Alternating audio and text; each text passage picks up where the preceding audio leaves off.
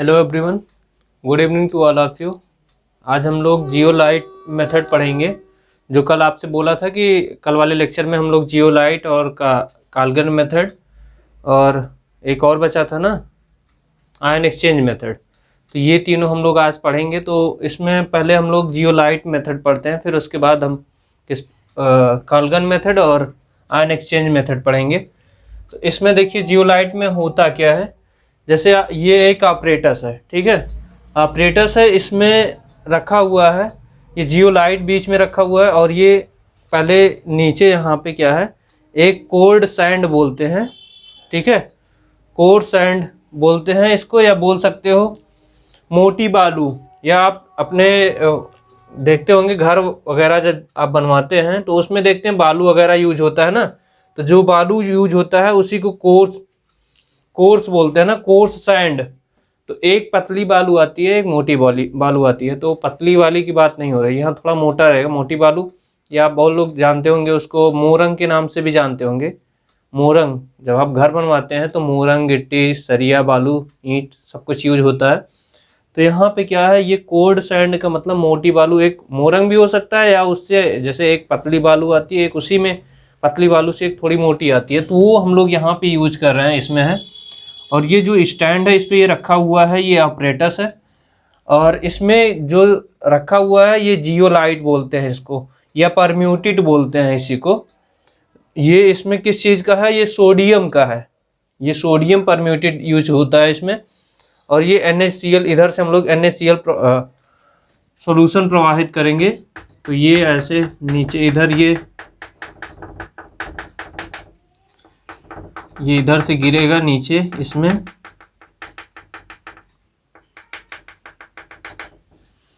ये वाला पोर्शन देखिए, ये आपका बालू है, इसमें बीच में जियोलाइट है, और ये ऊपर से क्या है, NaCl सॉल्यूशन।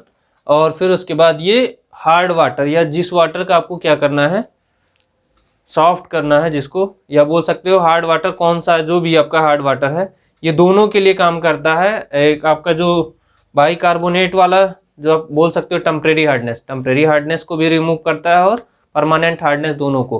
तो इसमें हम लोग क्या करेंगे, सबसे पहले मैं प्रोसेस बता दे रहा हूँ, फिर यहाँ वही पूरा प्रोसेस यहाँ लिखा हुआ है, ठीक है, उसको फिर मैं बताता हूँ।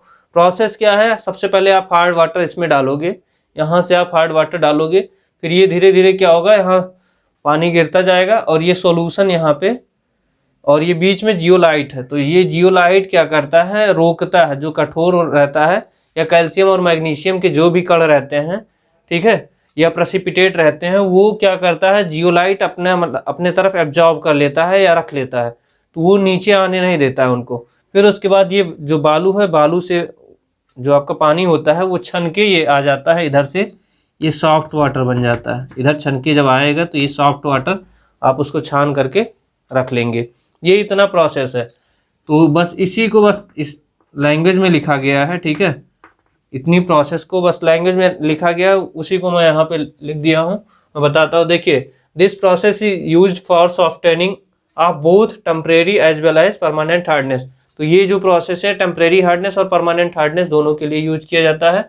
इन this process a mixed silicate of sodium and aluminium is use for softening of water. तो ये जो जियोलाइट है, जियोलाइट जो आप यूज कर रहे हो, ये यहाँ पे लिखा हुआ है, जियोलाइट जो होता है वो एल्युमिनियम सिलिकेट और H2O का ये मिक्सचर होता है, या सोडियम बोल सकते हो, सोडियम जियोलाइट है, इसको हम लोग बोलते हैं सोडियम जियोलाइट। तो Na2Z, जेड को हम लोग किससे एक्सप्रेस करते हैं, Al2SiO8 इंटू XH2O। अब यहाँ X की वैल्यू आप जितना भी पुट करते जाओ कोई दिक्कत नहीं है। X की वैल्यू आप 1 2 3 4 5 ऐसे पुट करते चले जाइए, वैल्यू आपको मिलती जाएगी।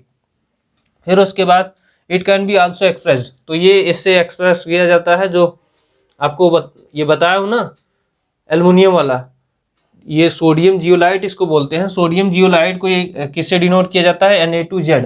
और Z की जो वैल्यू है, या बोल सकते हो Z इक्वल्स टू क्या है यहाँ पे, Al2Si2O8 इंटू XH2O। तो इसको आप बोल सकते हो, यहाँ पे लिखा हुआ ना, aluminium, sodium and aluminium silicate of. तो ये सिलिकेट एल्युमिनियम सिलिकेट बोल सकते हो, और सोडियम सिलिकेट का ये क्या है, सॉल्यूशन या मिक्सचर बोल सकते हो, ठीक है, मिक्सचर बोलोगे ज़्यादा सही रहेगा।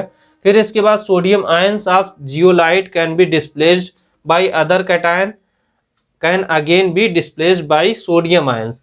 जैसे मान लो यहाँ पे जो कैटायंस के फॉर्म में है, ठीक है, जैसे Na2 है, ठीक है, ये क्या करेगा, चेंज करेगा। जैसे आप बाइकार्बोनेट लिया, कैल्शियम बाइकार्बोनेट और मैग्नीशियम बाइकार्बोनेट, तो वो उसको क्या करेगा, डिस्प्लेस करेगा या अपने आप को क्या करेगा, इसको चेंज कर देगा। जैसे होता है ना डिस्प्लेसमेंट रिएक्शन, कल अभी बताया हूँ ना, डबल डिस्प्लेसमेंट हो रहा था, तो इसको क्या करेगा, डिस्प्लेस करेगा। डिस्प्लेस करने का मतलब जैसे मेरे पास कुछ पैसे हैं, ठीक है, पैसे हैं और मैं सोच रहा हूँ कि कोई मुझसे ले ले उधार या क्या करेगा, तो मैं क्या कर रहा हूँ, अपना क्या कर रहा हूँ, पैसा किसी को दे रहा हूँ, ठीक है, तो वो क्या कर रहा है, डिस्प्लेस कर दे रहा है या एक्सचेंज कर ले रहे हैं। तो वही क्या है यहाँ पे, by other cation can again be displaced by sodium ions. तो ये अभी जब इसका रिएक्शन हम लोग लिखेंगे टेम्परेरी हार्डनेस की और परमानेंट हार्डनेस की, तो वहाँ पे आपको समझ में आएगा कि हम लोग किस चीज़ की डिस्प्लेस की बात कर रहे हैं। तो आप ध्यान से देखते रहिएगा। फिर इसके बाद यहाँ in this process a thick layer of permutit या आप बोल सकते हो जियोलाइट, तो ये इसी की बात कर रही है। ये मोटी सी लाइन परत या आप बोल सकते हो मोटी सी परत यहाँ लगा देंगे इसकी जियोलाइट की, between two layer of coarse sand. Two layer of coarse sand का मतलब ये बालू के लेयर के इसके क्या करना है, इसके बीच में क्या करना है, इसको जियोलाइट को रख देना है। फिर उसके बाद layer of coarse sand hard water स्पोर्ड। फिर इसके बाद आप इसमें क्या करेंगे, हार्ड वाटर डालना स्टार्ट करेंगे। जब हार्ड वाटर आप डालेंगे from top to top of a cylindrical vessel, तो ये जो आपका वेसल, आपको बर्तन ये दिख रहा है या पात्र जो दिख रहा है, ये सिलेंड्रिकल दिख रहा है ना, एक सिलेंडर के जैसे ही तो दिख रहा है, तो बस उसी की बात किया है। फिर इसके बाद लिखा है it passes through the bed of sand and then combined with zeolite. तो ये जैसे ये इधर से हम लोग गिरा रहे हैं यहाँ पे वाटर, तो ये क्या कर रहा है, जैसे आपको देखने से क्या लग रहा है, एक बेड टाइप का, जैसे जिसपे आप सोते हैं उस टाइप का कुछ दिख रहा होगा, तो ये बेड टाइप का है। और ये क्या करेगा, किससे कंबाइन हो रहा है, जियोलाइट से। यहाँ देखिए ये जियोलाइट से क्या कर रहा है, कॉम्बिनेशन बना रहा है। फिर उसके बाद to form combined zeolite to form the precipitate of calcium and magnesium. तो जो इसमें आपके हार्ड वाटर में कैल्शियम और मैग्नीशियम के प्रेसिपिटेट होंगे, वो क्या करेंगे, जियोलाइट के साथ कॉम्बिनेशन बना के वो वहीं पे सेटल डाउन हो जाएंगे या बोल सकते हो वहीं पे रुक जाएंगे, ठीक है। और जब वहाँ पे रुक जाएंगे, आप अपने लैंग्वेज में, जैसे जो लोग हिंदी में लिखेंगे तो वो अपने लैंग्वेज में भी लिख सकते हो कि क्या क्या प्रोसीजर में बताया हूँ, वही चीज़ लिख सकते हो। और जिनको लिखना है तो वो ये पूरा प्रोसेस आप इंग्लिश में लिखेंगे, ठीक है।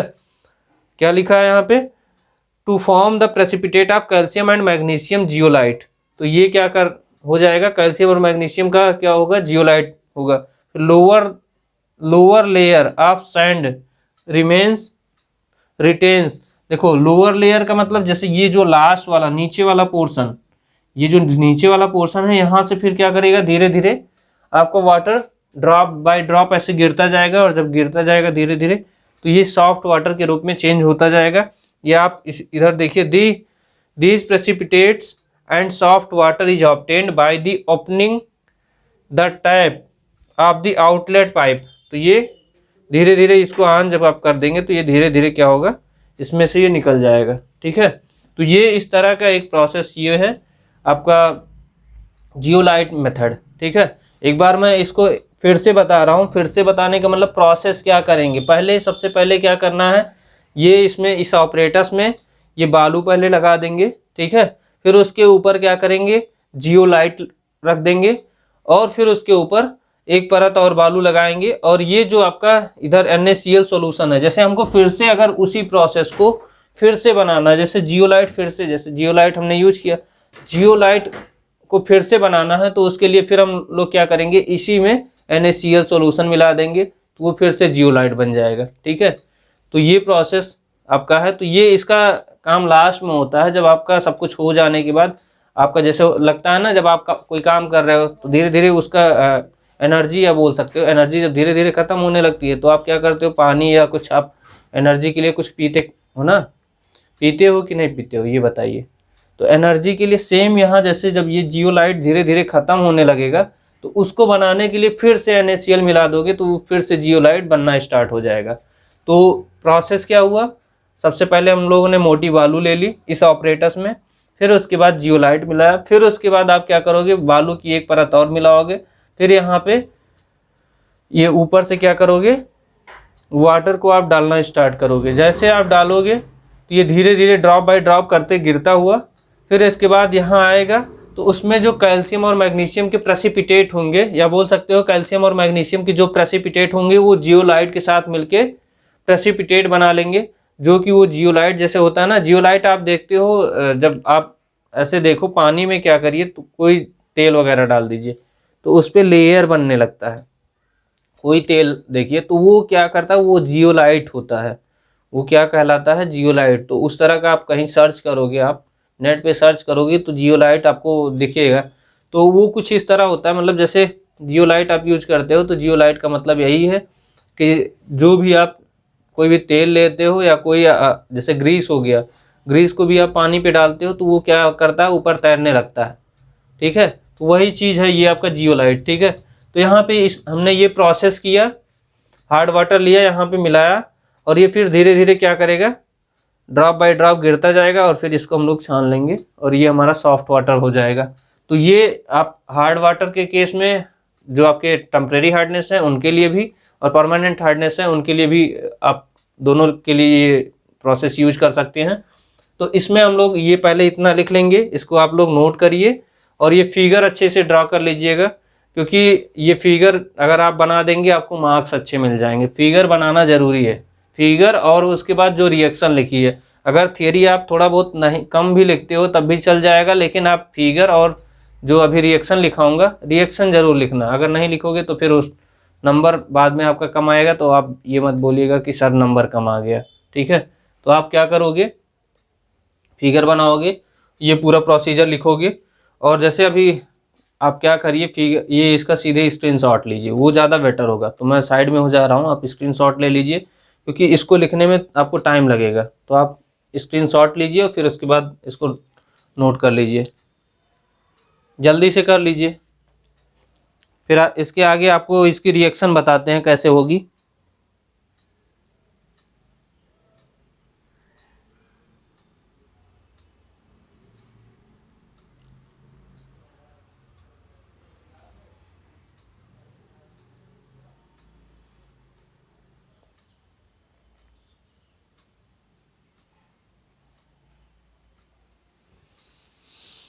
हो गया, स्क्रीनशॉट ले लिया ना, मिटा दे रहे हैं इसको। अभी इसकी रिएक्शन लिखते हैं।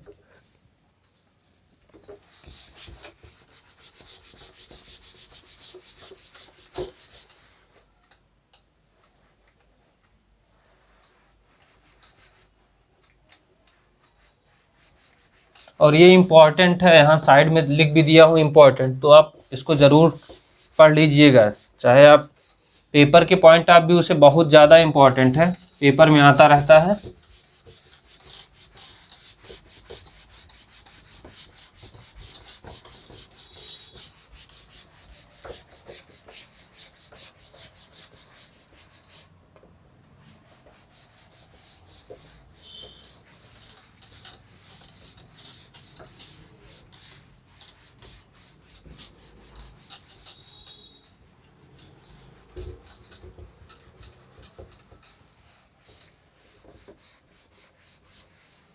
अब इसकी रिएक्शन हम लोग लिखते हैं। तो पहले हम लोग क्या यूज कर रहे थे, Na2Z था ना। अब जैसे हम लोग पहले उसके लिए यूज करते हैं जो आपके टेम्परेरी हार्डनेस है, टेम्परेरी हार्डनेस की रिएक्शन लिखते हैं। यहाँ लिख दे रहे हैं टेम्पोरेरी हार्डनेस। इसकी रिएक्शन क्या हो जाएगी, आप कैल्शियम ले लीजिए, calcium bicarbonate plus Na2Z, Na2Z ले लेंगे तो ये क्या बनाएगा। अब सेम यहाँ क्या बन जाएगा, 2NaSCO3, और ये कैल्शियम Z हो जाएगा। यहाँ पे जो बनेगा ये देखिए, इसको तोड़ेंगे तो ये क्या बन जाएगा, कैल्शियम 2+ बनेगा, कैल्शियम 2+, इसको तोड़ोगे और 2SCO3 माइनस बन जाएगा। यहाँ क्या बनेगा, 2Na+ प्लस Z माइनस हो जाएगा। तो यहाँ पे ये जो बन रहा है ये कैल्शियम के साथ बनेगा, तो ये कैल्शियम CaZ ये प्रेसिपिटेट बनाएगा प्लस, क्योंकि ये जियोलाइट के साथ, ये Z फॉर जियोलाइट है, समझ रहे हैं ना, Z फॉर जियोलाइट, तो ये जियोलाइट के साथ क्या बनाएगा, प्रेसिपिटेट। और क्या बचा है 2NaH सोडियम बाइकार्बोनेट बनाएगा, 2NaHCO3। ऐसे ही क्या हो जाएगा, magnesium bicarbonate plus Na2Z, Na2Z ये क्या बन जाएगा, ये हो जाएगा MgZ हो जाएगा, ये भी प्रेसिपिटेट बनाएगा प्लस 2NaHCO3 सोडियम बाइकार्बोनेट बनाएगा। इसी तरह आप परमानेंट वाले में देख लीजिए, परमानेंट हार्डनेस की रिएक्शन क्या होगी, परमानेंट हार्डनेस की इसकी रिएक्शन क्या हो जाएगी, इसकी रिएक्शन में क्या करेंगे, यहाँ कैल्शियम बाइकार्बोनेट होता था, परमानेंट में क्या होगा, calcium chloride, calcium sulphate, magnesium chloride, magnesium sulphate, बस यही आपको क्या करना है, ऐड कर देना है सोडियम जियोलाइट के साथ में। तो यहाँ पे क्या हो जाएगा CaCl2 प्लस Na2Z, ये क्या बन जाएगा CaZ हो जाएगा, ये प्रेसिपिटेट हो जाएगा प्लस 2NaCl, ठीक है, ये बन जाएगा। देखिए ऐसे ही क्या करेंगे, MgCl2 प्लस Na2Z, तो ये क्या बन जाएगा, मैग्नीशियम जियोलाइट, ये प्रेसिपिटेट बनेगा, जैसे ये बोल रहा हूँ ना, यहाँ प्रेसिपिटेट बना के ये बैठ जाएगा, तो वही प्रेसिपिटेट की बात की जा रही है। तो यहाँ पे ये क्या बन रहा है, प्रेसिपिटेट बन रहा है प्लस 2NaCl। अगर हम लोग क्या कर लें, कैल्शियम सल्फेट ले लें, CaSO4 प्लस Na2Z, तो ये क्या बन जाएगा, CaZ हो जाएगा, ये प्रेसिपिटेट के फॉर्म में आ जाएगा प्लस, अब यहाँ देखो Na2SO4 बन जाएगा, Na2SO4 सोडियम सल्फेट, या अगर हम लोग क्या कर लें, मैग्नीशियम सल्फेट ले लें और Na2Z या सोडियम जियोलाइट के साथ रिएक्शन करा देंगे, तो ये क्या बन जाएगा, मैग्नीशियम जियोलाइट, ये प्रेसिपिटेट बन गया, और ये क्या बन जाएगा, सोडियम सल्फेट Na2SO4, ठीक है। तो ये बहुत आसान है, उतना पहले आप प्रोसीजर वो लिख लोगे और ये रिएक्शन लिख लोगे। तो इसको जब आप कर लेते हैं तो इसकी जो जैसे हार्डनेस जितनी भी रहती है, तो वो हार्डनेस कम होके 10 ppm के आसपास आती है इसकी हार्डनेस। जैसे वाटर की हार्डनेस, जैसे जो हार्ड वाटर है, ये प्रोसेस से आप करने के बाद जो उसकी हार्डनेस बचती है तो वो लगभग 10 ppm के बराबर होती है। तो इसको आप नोट कर लीजिए। अभी इसी में एक और है, जैसे मान लीजिए ये हो गया आपका जियोलाइट जो ख़त्म होने लगता है, फिर उसको हम लोग बनाते हैं, तो वो कैसे बनाते हैं, तो उसको भी मैं लिख दे रहा हूँ। यहाँ पे लिखिए उसमें, जैसे हम लोग यहाँ क्या यूज कर रहे थे, NaCl यूज कर रहे थे ना, तो टू फॉर्म, यहाँ पे आप लिखिए टू फॉर्म जियोलाइट, जियोलाइट बनाने के लिए क्या करना पड़ेगा, या टू फॉर्म लिख सकते हो या टू मेक जियोलाइट आप लिख सकते हो, कोई भी लिखिए, कोई दिक्कत नहीं है। तो ये आप यहाँ पे क्या लिखेंगे, यहाँ पे देखिए जो इधर आप यूज कर रहे थे वही यहाँ पे आप यूज करेंगे, और जिस रिएक्शन से यूज कर रहे हो वही लिख देंगे, तो यहाँ आपको मिल जाएगा। जैसे आप लिख रहे हैं कैल्शियम, ये इसका देख लीजिए, अगर हम लोग कैल्शियम जियोलाइट ले रहे हैं प्लस 2NaCl, तो ये क्या बन जाएगा, ये बन जाएगा आपका Na2Z प्लस CaCl2, ठीक है। यही सेम इसी का उल्टा है, जैसे यहाँ पे क्या हुआ, प्रेसिपिटेट बना था, तो यहाँ पे फिर से आपको जियोलाइट अगर बनाना है तो क्या करना पड़ेगा, उसी रिएक्शन को फिर से करा दीजिए, तो ये आपका बन जाएगा। और जैसे Mg का ले लीजिए, यहाँ पे MgZ या मैग्नीशियम जियोलाइट ले लीजिए का प्रेसिपिटेट प्लस 2NaCl ये क्या बन जाएगा, ये बन जाएगा आपका मैग्नीशियम जियोलाइट, नहीं सोडियम बनेगा, क्योंकि मैग्नीशियम तो हम लोग यूज कर रहे हैं। ये बनेगा sodium zeolite Na2Z plus MgCl2। ठीक है, तो ये इतना प्रोसेस आपको जियोलाइट प्रोसेस में लिखना है और ये बहुत ही इम्पोर्टेंट है। ठीक है, ये इतना इम्पोर्टेंट है कि आप समझ लीजिए इसके बिना पेपर में बनता नहीं है। कोई भी पेपर आप उठा के देखेंगे जियोलाइट मेथड ज़रूर पूछा गया है। तो ये बहुत ज़्यादा इम्पोर्टेंट है, ये लेक्चर भी बहुत ज़्यादा इम्पोर्टेंट है, तो इसको आप नोट कर लीजिए। और इसके पहले जो बताया था soda lime method, soda lime method भी पूछा जाता है, जियोलाइट और काल्गन और वो जो एक और है आयन एक्सचेंज, यही 4 पूछे जाते हैं। पहला वाला जो बताया था वो नहीं पूछा जाता है। ठीक है, तो ये आपके पेपर में काफ़ी पूछा जाता है, इसको आप नोट कर लीजिए ये रिएक्शन। फिर उसके बाद हम लोग नेक्स्ट करते हैं।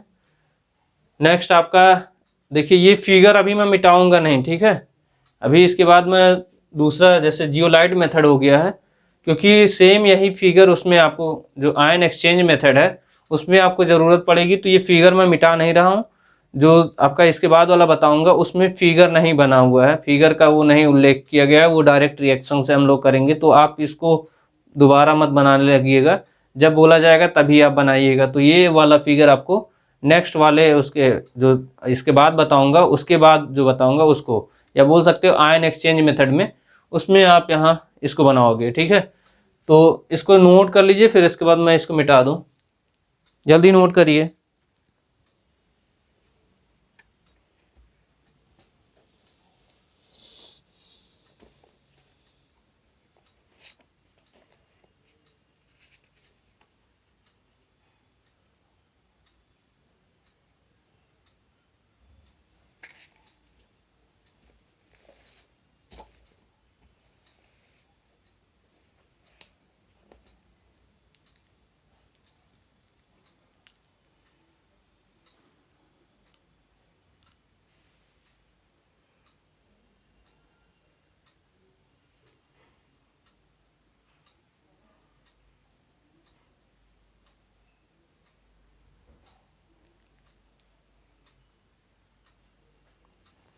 हो गया,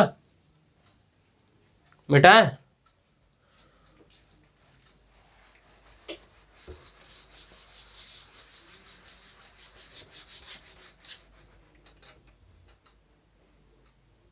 ये फिगर अभी इस वाले जो दूसरा वाला बताने चल रहा हूँ उसमें फिगर नहीं बनाना है, बस इसको मिटा नहीं रहा हूँ इसलिए क्योंकि बनाने में टाइम लगता है फिगर।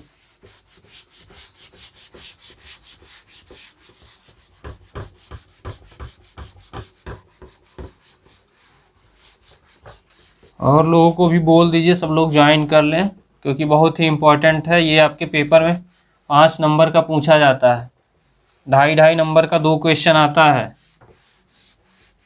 दे देगा right the short notes on zeolite method and soda lime method, या बोल दिया ion exchange method and soda lime method. ठीक है,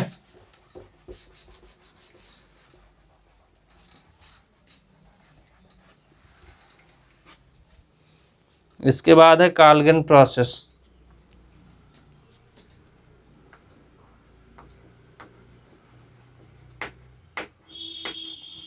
काल्गन प्रोसेस या आप बोल सकते हो काल्गन मेथड। ठीक है, काल्गन प्रोसेस क्या है, इसमें सबसे पहले हम लोग लिखेंगे जैसे प्रोसेस जो उसमें जो जियोलाइट मेथड था सेम उसी तरह इसमें भी है। बस इसमें क्या करना होगा, ये रिएक्शन डायरेक्ट करेगा, सोडियम मेटाफॉस्फेट से हम लोग रिएक्शन कराएंगे।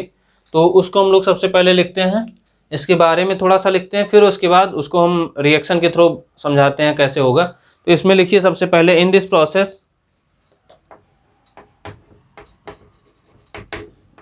प्रोसेस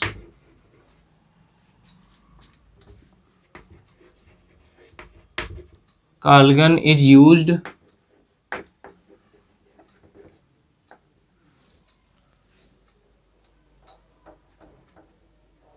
ये फिगर बनाना नहीं है, पहले मैं बता रहा हूँ, ये इस वाले के लिए नहीं है। इसके बाद जो है आयन एक्सचेंज, अभी एक फिगर और यहाँ ड्रा होगा सेम इसी तरह उसमें यूज होगा, तो इसीलिए उसको मैं अभी बाद में बनाता हूँ। लास्ट वाले में कि फिगर बनाने के बाद डायरेक्ट फिर उसके बाद उसका एक्सप्लेन करना होगा। तो इसमें क्या लिखेंगे, in this process calgon is used in place of zeolite, in place of zeolite.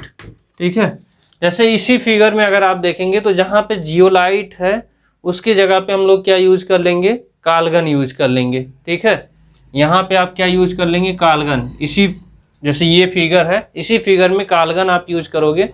तो काल्गन क्या, काल्गन को बोलते क्या है, उसको बोलते हैं सोडियम हेक्सामेटाफॉस्फेट। जियोलाइट हो गया। The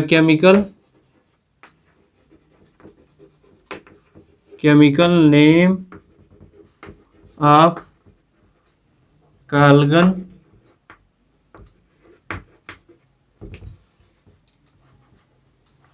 chemical name of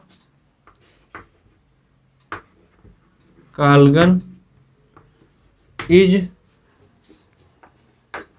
sodium hexa मेटाफॉस्फेट,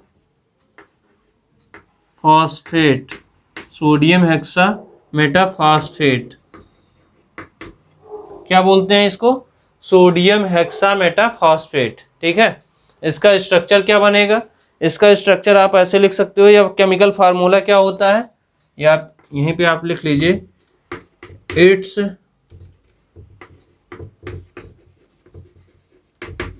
chemical formula is sodium Na2Na4 PO4 का थ्राइस। सोडियम मेटाफॉस्फेट इसको बोलते हैं, PO3, ये PO3 है, फास्फेट PO3 का 6 है ना, क्योंकि यहाँ देखो क्या लिखा है, सोडियम हेक्सा मेटाफॉस्फेट। तो ये क्या है, हेक्सा है ना, हेक्सा मेटाफॉस्फेट इसको बोलते हैं। PO3 को क्या बोलते हैं, मेटाफॉस्फेट। तो ये हो गया है। अब यहाँ पे क्या करेंगे, जैसे जो सोडियम है, 4 सोडियम का किसका काम करेंगे, परम्यूटेट का काम करेंगे या जियोलाइट का काम करेंगे। तो यहाँ पे आप लिखोगे 4 sodium is used as permutate, या बोलते हो जियोलाइट बोलते हो ना, जैसे आप परम्यूटेड यूज कर रहे हो या जियोलाइट यूज कर रहे हो, उसी की जगह पे क्या करना है, ये सोडियम यूज करना है। ठीक है, फिर इसके बाद आगे आप लिखेंगे, कहाँ गया, 4 sodium is used as permutit, hence on adding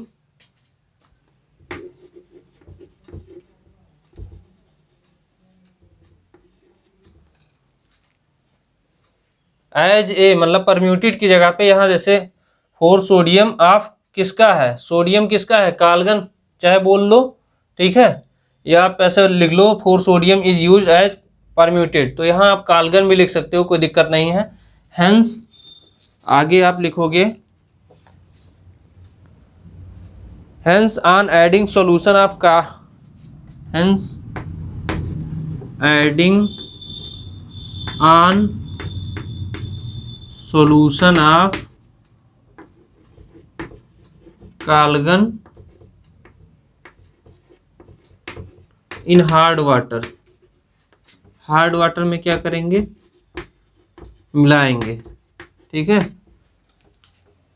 on adding on solution of calgon in hard water. तो ये क्या करेंगे, काल्गन में क्या करेंगे, हार्ड वाटर को मिलाएंगे। ठीक है, फिर उसके बाद जैसे यहाँ पे क्या हो रहा है, बालू है, बालू के बीच में रखा हुआ है, तो यहाँ पे आप सोडियम आप मिला लोगे। यहाँ जियोलाइट को हटा दे रहे हैं हम, या यहाँ पे इसका नाम काल्गन है तो हम लोग काल्गन यहाँ लिख दे रहे हैं। बाकी सेम चीज़ें ऐसे बना लीजिए इसको भी,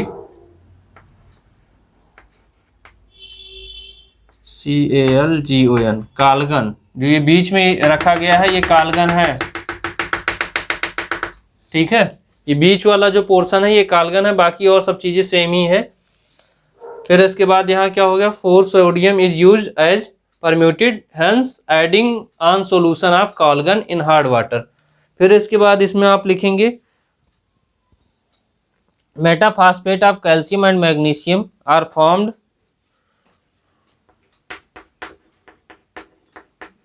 मेटाफॉस्फेट of calcium and magnesium are formed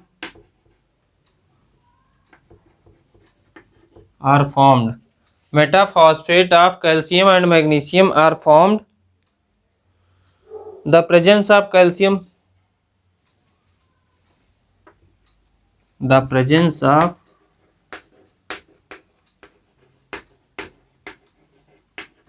calcium and magnesium in hard water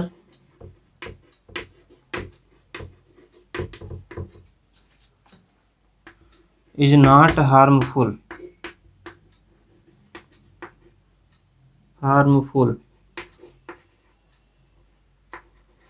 या आप बोल सकते हो ये नुकसानदायक नहीं होता है। जो इसमें कैल्शियम और मैग्नीशियम पड़ा होता है वाटर में, ये हार्मफुल नहीं होता है, या ट्रीटेड वाटर बोल सकते हो, इज नॉट हार्मफुल। ठीक है, फिर इसके बाद आपको क्या लिखना है, इसी में आगे आप लिखेंगे, देखिए एक बार मैं पूरा इसको लिख दे रहा हूँ, फिर एक बार समझा देता हूँ, क्योंकि ये थियरी पोर्शन है, तो थियरी पोर्शन में आपको समझाना ज़रूरी है।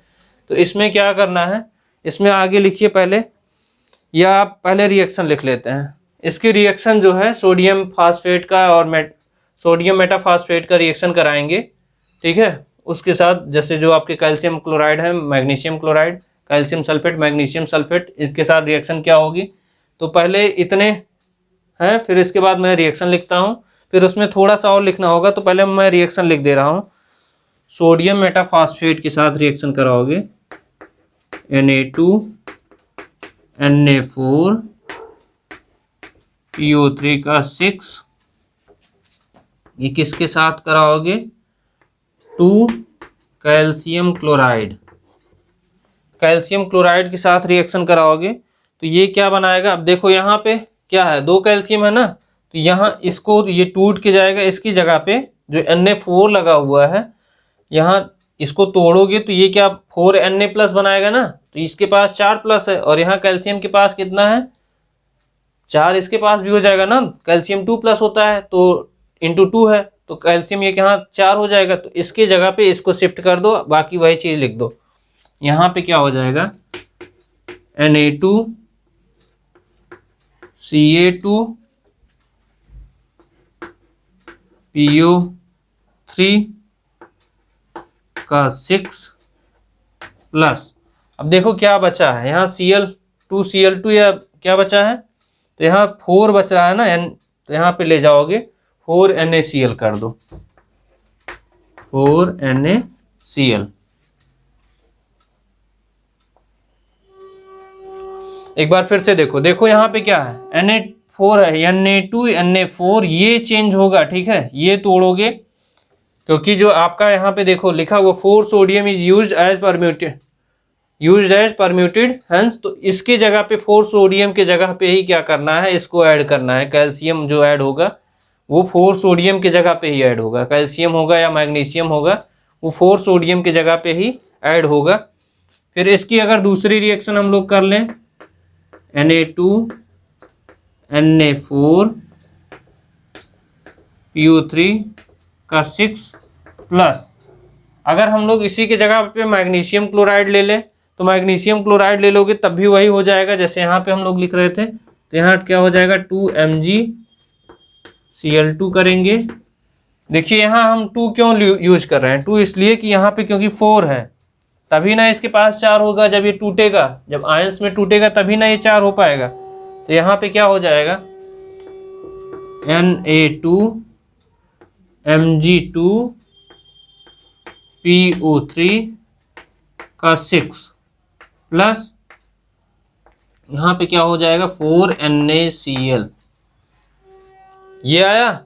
इसके बाद अगर जैसे हम लोग कैल्शियम क्लोराइड लिया था, कैल्शियम क्लोराइड की जगह पे मैग्नीशियम क्लोराइड ले लें या मैग्नीशियम सल्फेट ले लें, कैल्शियम सल्फेट ले लें, कैल्शियम सल्फेट और मैग्नीशियम सल्फेट ले लेते हैं, तो क्या बनेगा, तो यहाँ पे क्या हो जाएगा, Na2 Na4 PO3 का 6 प्लस यहाँ क्या हो जाएगा 2 CaSO4 कैल्शियम सल्फेट। ठीक है, अब यहाँ पे क्या हो जाएगा, तोड़ोगे तो ये कैल्शियम किसके पास जाएगा, सोडियम के पास, ये जो 4 सोडियम लगा हुआ है यहाँ पे जाएगा, ये बनाएगा सोडियम कैल्शियम 2 PO3 का 6 प्लस, अब यहाँ देखो सल्फेट है ना, तो यहाँ सोडियम देख रहे हो, तो यहाँ Na2 लिख सकते हो या Na4 करके लिखोगे तो वो वहाँ पे क्या हो जाएगा, SO4 बनाएगा, तो यहाँ 2Na2, जैसे SO4 का अलग से तो होगा नहीं कि 4Na, तो यहाँ पे क्या करो 2 इंटू Na2SO4, क्योंकि इसकी बैलेंसी इसके पास होती है ना, सोडियम की बैलेंसी सल्फेट के पास और सल्फेट की बैलेंसी सोडियम के पास, तो यहाँ पे सल्फेट की बैलेंसी कितना है, 2 है, तो इसको 2 2 4 हो जाएगा। ठीक है, और 2 टाइम्स यहाँ भी है, बैलेंस भी करोगे तो बैलेंस भी हो जाएगा। इसके बाद Na2 Na4 PO3 6 प्लस यहाँ क्या हो जाएगा 2 MgSO4, मैग्नीशियम सल्फेट अगर हम लोग यूज कर रहे हैं तो क्या बन जाएगा, सोडियम कैल्शियम 2, फिर इसके बाद यहाँ PO3 6 प्लस 2Na2SO4। ठीक है, तो ये आपका क्या बन गया, सोडियम मेटाफॉस्फेट था, इससे क्या बना है, ये रिएक्शन बनी। ठीक है, इसको आप नोट कर लीजिए। ठीक है, क्योंकि ये रिएक्शन भी आपकी इंपॉर्टेंट है और ये काल्गन प्रोसेस भी आपका इंपॉर्टेंट है, एग्जाम में आपके आता रहता है। 2.5 नंबर का ये आता है, 2.5 नंबर का आपका आयन एक्सचेंज मेथड आता है या फिर जियोलाइट मेथड, तो यहाँ से आपको 5 नंबर मिल जाएगा आपके एग्जाम में। ठीक है, तो इसको आप जल्दी से नोट करिए। रिएक्शन देखिए, आप कुछ लिख के आइए या ना लिख के आइए, फिगर और उसके साथ साथ रिएक्शन, क्योंकि मैं कल वाले क्लास में भी बोल चुका हूँ कि केमिस्ट्री सब्जेक्ट में केमिस्ट्री लिखना जरूरी है, ना कि उसमें आप इतिहास भूगोल सब कुछ शुरू कर दीजिए। इतिहास भूगोल नहीं देखना चाहते हैं केमिस्ट्री के टीचर, वो केमिस्ट्री लैंग्वेज को देखना चाहते हैं कि आपने रिएक्शन जो लिखा है वो सही है कि नहीं सही है। अगर आप इतना कर दोगे आपको नंबर नहीं, आपका कोई नंबर नहीं काटेगा। लेकिन आप इतिहास भूगोल बताने लगो, ये साइंटिस्ट थे वो साइंटिस्ट थे, इधर उधर करके, ये सब नहीं कोई देखता है। ठीक है, आपको जो फैक्ट होता है कि रिएक्शन कहाँ से, कौन सी रिएक्शन कैसे हो रही है, रिएक्शन जानना चाहते हैं टीचर। तो अगर आप रिएक्शन लिख दोगे आपको नंबर अच्छा मिल जाएगा, तो इसको आप नोट कर लीजिए। इसके बाद आपका लास्ट है आयन एक्सचेंज मेथड, या आप बोल सकते हो आयन एक्सचेंज रेजिन मेथड। ठीक है, इसको जल्दी से नोट करिए, बहुत तेजी से नोट करिए इसको।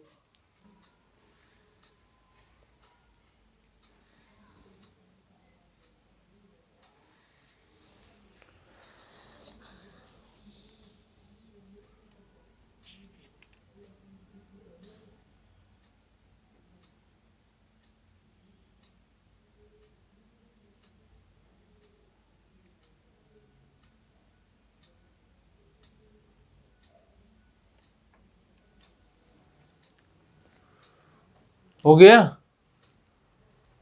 और ये जो मेथड, ये वाला जो आप यूज करते हो काल्गन मेथड का यूज करने के बाद, तो इसको कपड़े धोने के लिए, मतलब जो इसका पानी यूज करोगे तो कपड़े धोने के लिए यूज होता है। और दूसरा आपका बॉयलर्स के रूप में, जो मैं आपको पहले सबसे पहले वाले लेक्चर में बताया था, सॉफ्ट वाटर हार्ड वाटर के बीच में जो डिफरेंस बताया था, तो वो बॉयलर्स की बात किए थे, तो वो क्या होगा, बॉयलर्स के रूप में यूज किया जाता है ये वाटर। ठीक है, और कपड़े धोने के लिए। तो इसको जल्दी से नोट हो गया हो तो मैं इसको मिटा दूं। इसके बाद नेक्स्ट इसका जो अगला पॉइंट है उसको हम लोग करते हैं। मिटाएं,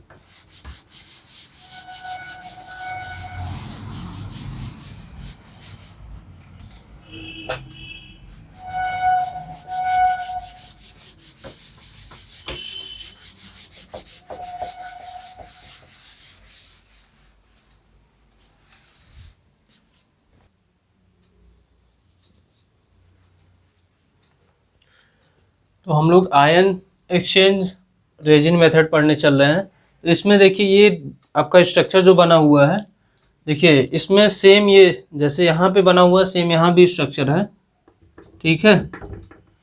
और इसमें जैसे एक कटायन रेजिन बोलते हैं, दूसरे को एनायन रेजिन। ये जो आपका है ये कटायन रेजिन, जैसे जहाँ पे आप क्या यूज कर रहे थे, जहाँ आप जियोलाइट यूज कर रहे थे, जियोलाइट की जगह पे यहाँ पे कटायन, एक में कटायन रेजिन रहेगा, एक में एनायन रेजिन रहेगा, या आप बोल सकते हो कटायन एक्सचेंज रेजिन और एनायन एक्सचेंज रेजिन। ये क्या करता है, कटायन एक्सचेंज और एनायन एक्सचेंज रेजिन, ये जैसे दूसरे प्रकार के कोई भी आपका उसमें वाटर में जितने भी कटायन हो या एनायंस हो, उनको रिमूव करने का काम करते हैं। जो ये रेजिन होते हैं वो इसको रिमूव कर देते हैं। तो रिमूव करने के बाद फिर उसके बाद वो जो आपका वाटर होता है वो शुद्ध हो जाता है। और सबसे ज़्यादा ये फेमस है, ये जो प्रोसेस है ये मार्केट में सबसे ज़्यादा फेमस है। बट ये है कि ये थोड़ा महंगा आता है, अदर के कंपेयर में आप देखोगे तो ये महंगा होता है, इसीलिए सब लोगों के पास, सब लोग ये नहीं यूज कर पाते हैं, बहुत कम ही लोगों के पास रहता है। तो इस वाले मेथड से सबसे अच्छा मेथड यही माना जाता है, क्योंकि इसमें जो आप जब शुद्ध कर लेते हो, जो आपका जल वगैरह शुद्ध किया जाता है, इसी से ज़्यादा करके करते हैं, क्योंकि इसकी कठोरता जानते हैं 0 से 3 ppm, 0 से 3 ppm के या 0 से 2 ppm के आसपास मैक्सिमम इसकी जो हार्डनेस रह जाती है वो 0 से 3 तक रह जाती है। तो इसलिए ये प्रोसेस ज़्यादा यूज़ किया जाता है और ये थोड़ा सा महंगा पड़ता है। तो इसमें भी सेम क्या करना है, जैसे यहाँ पे क्या होता है हार्ड वाटर, पहले मैं इसका प्रोसेस ऐसे ओरली बता दे रहा हूँ, फिर उसके बाद यहाँ पे जो ये लैंग्वेज लिखा हुआ है इसको मैं समझाता हूँ क्या लिखा हुआ है। ये जो लिखा हुआ है उसी को समझा, वही चीज़ मैं बोलने जा रहा हूँ ऐसे, ठीक है। यहाँ पे सबसे पहले क्या करना है, ये लगा हुआ है, जैसे यहाँ पे आपका ये वाटर नीचे यहाँ गिर रहा है, ठीक है।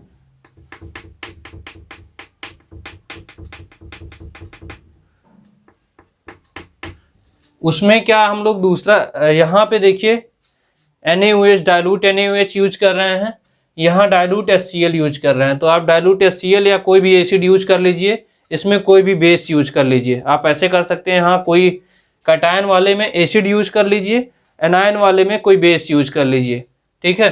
तो इसमें क्या करना है, सबसे पहले आप हार्ड वाटर डालेंगे, फिर डालने के बाद इसको आप इसमें करेंगे प्रोसेस। तो ये जब यहाँ गिरेगा फिर इसके बाद ये धीरे धीरे क्या होगा, ये रेजिन क्या करेगा, एब्जॉर्ब करेगा, जो उसमें कैल्शियम और मैग्नीशियम जो भी उसके प्रेसिपिटेट होंगे उनको क्या करेगा, एब्जॉर्ब करेगा या रिमूव कर देगा, या क्या कर देगा, पूरी तरह से हटा देगा। रेजिन का काम ही क्या होता है कि फंक्शनल ग्रुप कोई ऐड हो, ये रेजिन फंक्शनल ग्रुप होता है आपका, तो वो क्या करता है, कोई भी कटायन हो या कोई एनायन हो वाटर में, उसको रिमूव करने का काम करता है। तो यहाँ से रिमूव करेगा, फिर ये प्रोसेस धीरे धीरे यहाँ जाएगी, फिर यहाँ पे एनायंस वाले में जाएगा। पहले कटायन वाला होगा, फिर उसके बाद एनायन वाला होगा। तो ये कटायन वाले में जो जैसे जो पड़ा हुआ है इसको सॉफ्ट मतलब जैसे सॉफ्ट हो जाएगा, जो वाटर होगा वो सॉफ्ट होने के बाद फिर उसके बाद एनायंस में भी सेम यही प्रोसेस होगा। एनायंस में जैसे इसको सॉफ्ट करने के बाद क्या करेंगे, इसको वॉश कर देंगे। तो यहाँ पे आयंस के फॉर्म में जैसे जो रहता है उससे नहीं वॉश करना है। अन एनायंस या आप एनायंस एनायंस बोल सकते हो। अन एनायंस का मतलब आयंस के फॉर्म में ना हो, ठीक है, आयंस के फॉर्म में ना हो, उससे हम लोग इस ऑपरेटर्स को धुल देंगे।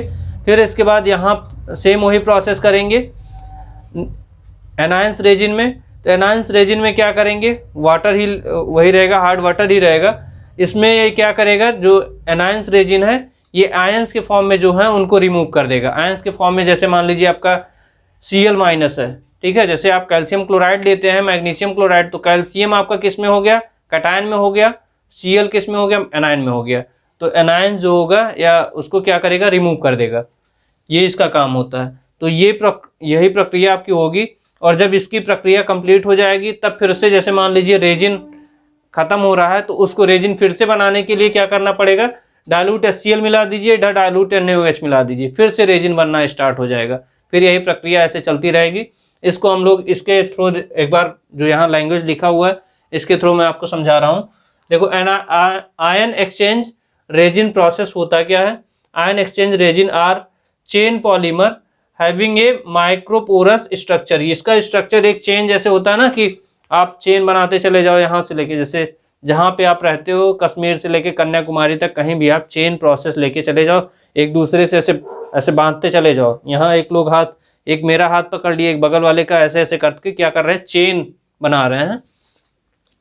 तो ये क्या होता है, चेन प्रोसेस होता है, चेन पॉलीमर होता है। इसका स्ट्रक्चर क्या होता है, ऐसे ऐसे ये बनता चला जाएगा, ऐसे लगातार कंटिन्यूअस, ऐसे एक दूसरे से कनेक्टेड होता हुआ चला जाएगा।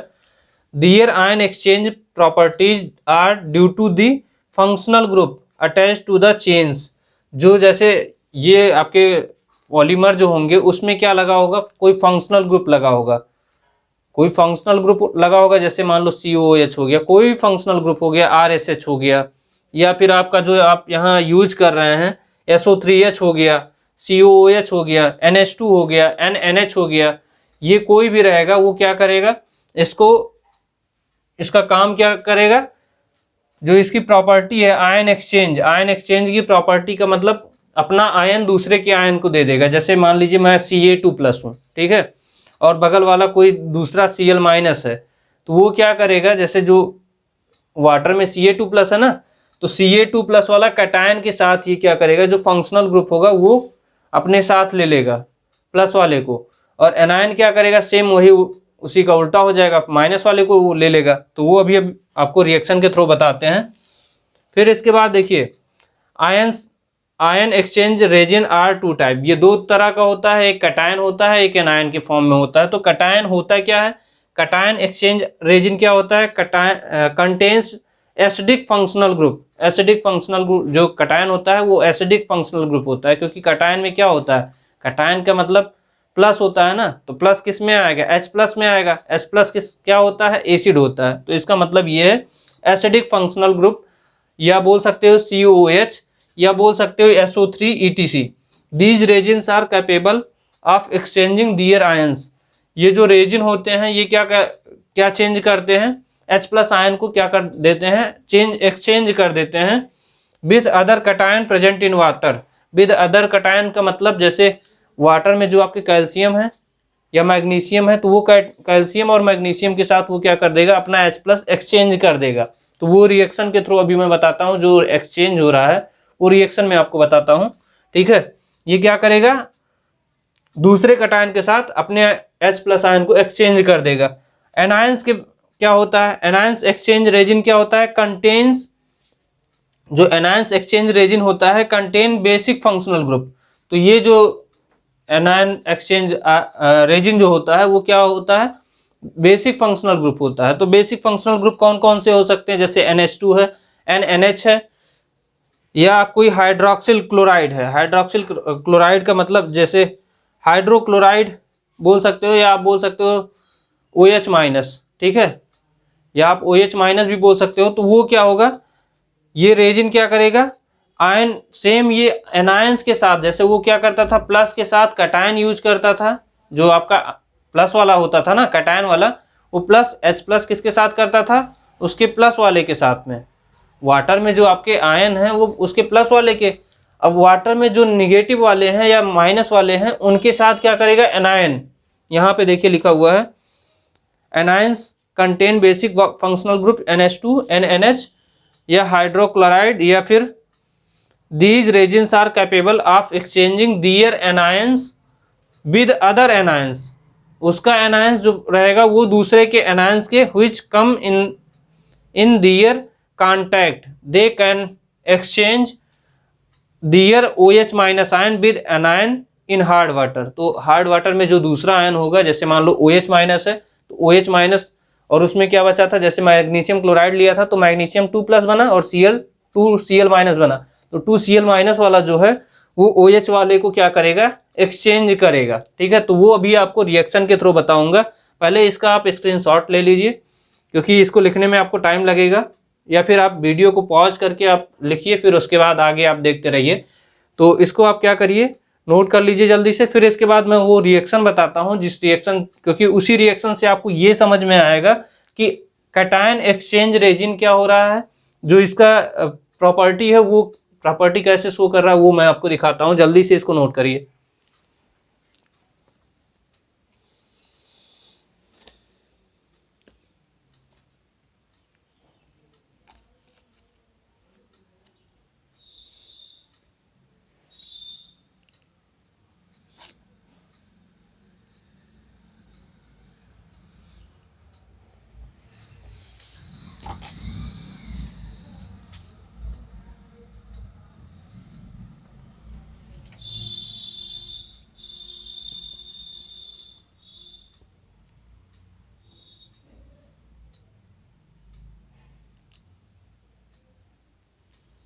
हो गया, मिटाएं इसको।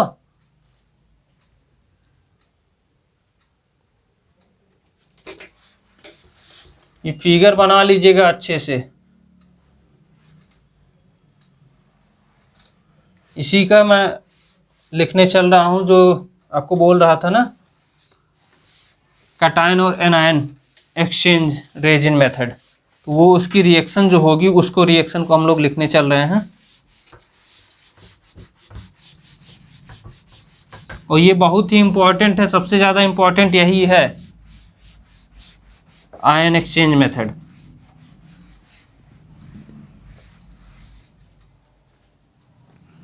इसमें देखिए जैसे आप ले रहे हैं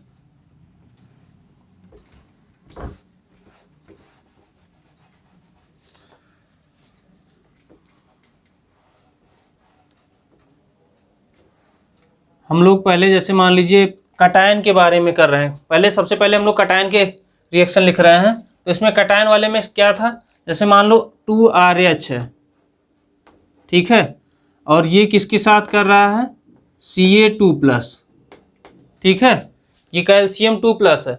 अब इसके साथ ये रिएक्शन कर रहा है, तो ये क्या बनाएगा, यहाँ पे H क्या करेगा, निकल जाएगा, इसके साथ ये निकल जाएगा, और ये क्या बन जाएगा उसी के साथ, जैसे R2 यहाँ था, यहाँ 2R है ना, तो यहाँ क्या बना लेगा, R2Ca बन जाएगा, प्लस H+ बनेगा, ठीक है। अब H+ यहाँ पे कितना, यहाँ देखिए ये रिएक्शन बना, अब यहाँ पे H+ कितना है, यहाँ पे 2 है, तो यहाँ पे आप 2 लिख लीजिए, यहाँ +2, जैसे यहाँ थोड़ा सा जगह कम है, यहाँ हार्ड वाटर लिखा हुआ था, ये यहाँ से हम लोग हार्ड वाटर मिला रहे थे, ठीक है। तो ये 2RH + Ca2+, ये क्या बना लिया, R2Ca + 2H+। ये क्या किया है, वही कह रहा हूँ ना, एक्सचेंज किया है। एक्सचेंज करने का मतलब ये H+ जो था, ये इस वाले वाटर वाले, हार्ड वाटर वाले Ca2+ को एक्सचेंज किया है रेजिन से, ठीक है। फिर ऐसे क्या हो जाएगा, मान लो 2RH है प्लस Mg2+ हो गया, तो ये भी क्या करेगा, R2Mg हो जाएगा प्लस 2H+, ये हो जाएगा ना, ये समझ में आ रहा है ना। बस ये क्या करना है, इसके साथ जो आपके रेजिन है, रेजिन को क्या करना है, कैल्शियम, ये किसका है, हार्ड वाटर का कैल्शियम है ना, या मैग्नीशियम है, ये किसका है, हार्ड वाटर का है। तो इसको रिएक्शन करने के बाद ये क्या किया है, अपना ये एक्सचेंज किया है, जैसे इसके साथ में ये रेजिन को क्या किया है, आयंस, ये इसके साथ चला गया है और ये इसके साथ चला गया है, वही चीज़ लिखा गया है। तो यहाँ पे जैसे ये इसका हो गया, अब मान लीजिए जैसे एनायंस के फॉर्म में है, एनायंस के फॉर्म में का मतलब क्या है, जैसे इसी का सल्फेट अगर लीजिए, इसी का क्लोराइड ले लीजिए, ठीक है, तो उसको हम लोग कैसे करेंगे, उसको लिख लीजिए। जैसे यहाँ पे R हम लोग ले रहे थे, तो यहाँ क्या कर दीजिए, 2R-OH। OH आपको लिखना पड़ेगा क्योंकि यहाँ पे हम लोगों का ये एसिड में था, ये बेस में था, बोला गया था ना कि एसिडिक है, वो एसिडिक वाला ये था, ये क्या था, बेसिक था। तो यहाँ R-OH हो जाएगा, प्लस यहाँ पे क्या कर दीजिए, SO4 2- कर दीजिए। SO4 2- कर देंगे तो ये किसके साथ चला जाएगा, इसके साथ चला जाएगा, ये अलग निकल जाएगा। तो यहाँ पे आपका क्या हो जाएगा, R2SO4, R2- लिख सकते हो, R2-, ये SO4 के साथ बॉन्ड बना लेगा, प्लस 2OH-। ऐसे ही क्या कर दीजिए, 2R-OH प्लस Cl- कर दीजिए, ठीक है। यहाँ Cl- कर देंगे या 2Cl- कर दीजिए, ठीक है, या डायरेक्ट आप R2 ना करके R-OH ले लो, R-OH ले लेंगे तो ये डायरेक्ट हो जाएगा, R+OH- हो गया ना, तो ये क्या करेगा, R-Cl बन जाएगा, और प्लस यहाँ बन जाएगा आपका OH-, ठीक है। ये रिएक्शन आपकी हो गई। ये किसका हो गया, SO4 का, ये आपका एनायंस के फॉर्म में थे, ये एनायन हो गए, और ये वाले किसके थे, कटायन के हो गए, ये एनायन ये कटायन हो गया है।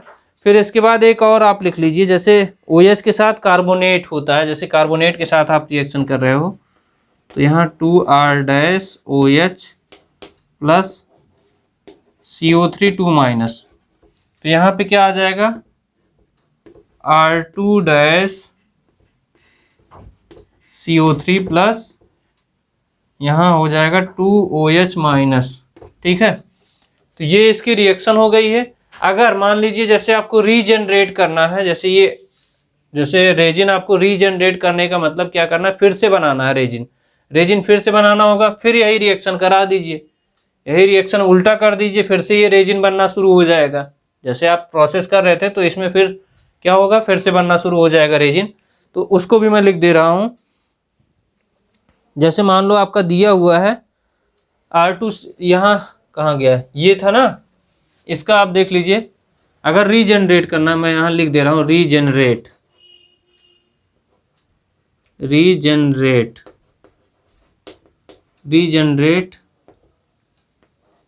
रेजिन, ये करना होगा तो क्या करना पड़ेगा, इसको ले लीजिए R2Ca प्लस 2H प्लस, फिर से ये क्या बन जाएगा, वही बन जाएगा जो यहाँ पे लिखा हुआ है, 2RH बन जाएगा प्लस Ca2 प्लस बन जाएगा। ऐसे क्या बन जाएगा, R2Mg लिखा है प्लस 2H प्लस, ये क्या बन जाएगा 2RH प्लस Mg2 प्लस। ठीक है, ये क्या हो जाएगा, रीजनरेट रेजिन हो जाएगा। तो इस तरह से ये आपका चैप्टर ख़त्म हो गया यहाँ पे। और आप लोग इसको फिगर वगैरह अच्छे से बनाइएगा, क्योंकि फिगर अगर आप गड़बड़ करके आओगे तो नंबर नहीं मिलेगा। ठीक है, फिगर अगर आप सही लिख किए रहोगे और ये रिएक्शन आप सही लिख के आओगे तो आपको नंबर अच्छा मिल जाएगा। ठीक है, तो मुझे लगता है आप लोगों को समझ में आया होगा। तो अगर आपको वीडियो अच्छा लगा हो तो वीडियो को लाइक कर दीजिए, और जो लोग चैनल पे नए आए हैं चैनल को सब्सक्राइब कर दीजिए, और बेल आइकन ऑन करना ना भूलें, क्योंकि नेक्स्ट वीडियो का नोटिफिकेशन सबसे पहले आपके पास पहुंच जाएगा। ठीक है, इसके बाद देखते हैं कोई ऐसा टॉपिक पढ़ाते हैं जो आपको इम्पोर्टेंट, आपके एग्ज़ाम के पॉइंट ऑफ व्यू से इम्पोर्टेंट हो, उसको पढ़ाते हैं। ठीक है, थैंक यू।